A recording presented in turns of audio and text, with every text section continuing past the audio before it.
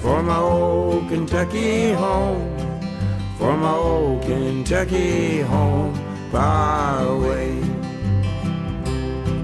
For my old Kentucky home, far away. Irreplaceable. When you're watching college football this season, you're going to see several teams and might have the same reaction.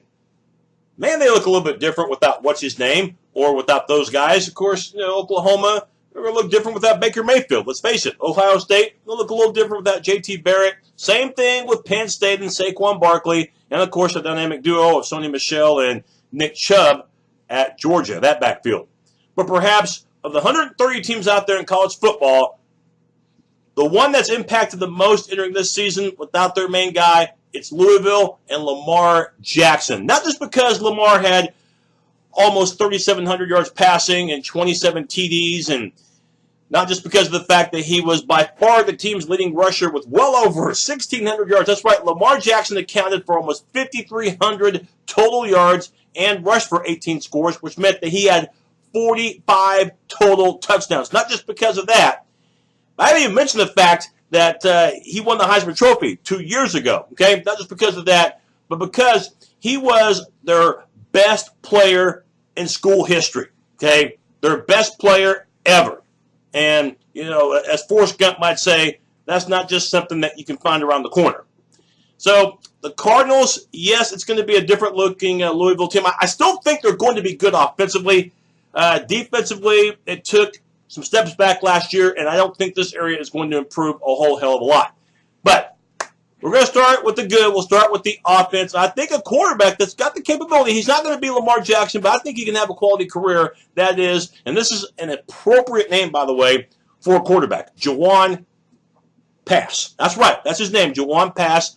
Obviously got limited playing time as a freshman in 2017, 23 of 33. Couple of touchdowns, no picks, but again, he didn't play a whole lot. So Bobby Petrino, he knows that the offense is going to be different because, rather than it being the LJ show, Jayhawks Pass will probably emphasize more of the pass than he will the run. Not to say he can't run, but I think it will be a pass-first option for the QB. I think that's the way Petrino is going to want it.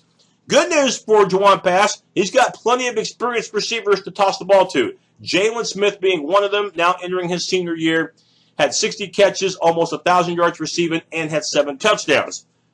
Seth Dawkins also comes back. He had 42 catches, 4 scores. And Dez Fitzpatrick, he had a lot of touchdowns in 2017, had 9 scores. So Louisville's passing game, I think, is going to be set. The running game, not just because you lose Lamar, but you also lost the top 2 running backs. So the running game will have to step up to the plate. Dave Williams didn't get many touches in 2017, only 38 carries, but he did average 6.2 yards per carry, so there's some optimism there, and had 3 scores. The Cardinals in 2017 had the number 3 total offense in the land. That's right, number 3, 544 yards per game. Wow, that's massive. They also led the ACC in points per game with 38. Big reason for that, the offensive line. And you return most of them, even though you lose Jerron Christian, the All-ACC honorable mention selection at left tackle. But everyone else comes back. Maha Becton at the right tackle position. He started last year as a freshman. Lucius McNeil, you have at right guard, entering his senior year. Another sophomore you have in the Cardinal lineup, that's Robbie Bell at center. And at left guard, you've got Kenny Thomas. So it's an offensive line, but for the most part is proven. And I know that Louisville put up ungodly numbers last year. Probably won't have the same type of numbers this year, but still it should be an effective offense. Defense, though, this is the area that makes me really cringe, okay? This was an area last year that they dropped off big time. 2 years ago, Todd Grantham's defense for Louisville was one of the best in the country. Last year, they were anywhere from average to below average, as Peter Sermon just was not getting the job done in D.C., decided to quit after the season. So, you bring in a new defensive coordinator, Brian Van Gorder, and man, does he have work ahead of him. He's got a lot of work awaiting him. Of course, this guy has a long resume of defensive coaching, both in the college game as well as the pros. And he'll need all that knowledge to pass on to this Louisville Cardinal defense that lost most of its starters. Breaking down the defensive line first for the U of L, John Greener, you get him back at a defensive end, 48 tackles. He also had 7 sacks. Of course, the Cardinals do have to replace Trayvon Young. Now, up front to assist the Cardinals, Michael Boykin, transfer from Mississippi Gulf Coast, 6'6", 302 pounds. Also up front, you have Gigi Robinson. Maybe the most impactful player for this Cardinal team is going to be the linebacker. That's Dorian Eldridge, who started as a freshman, leading returning tackler, by the way, with 83 stops.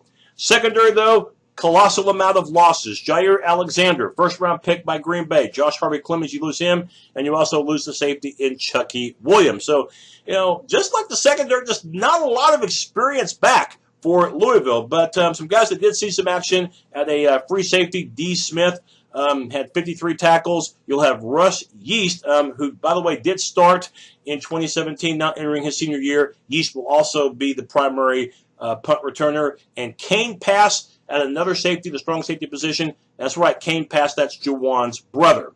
Special teams, though, this should be a solid area for the Cardinals, especially place kicking. They went 17 of 20 last season, and they averaged almost 44 yards per punt. So, no problem there. But what will be a problem opening the season against the defending national champions?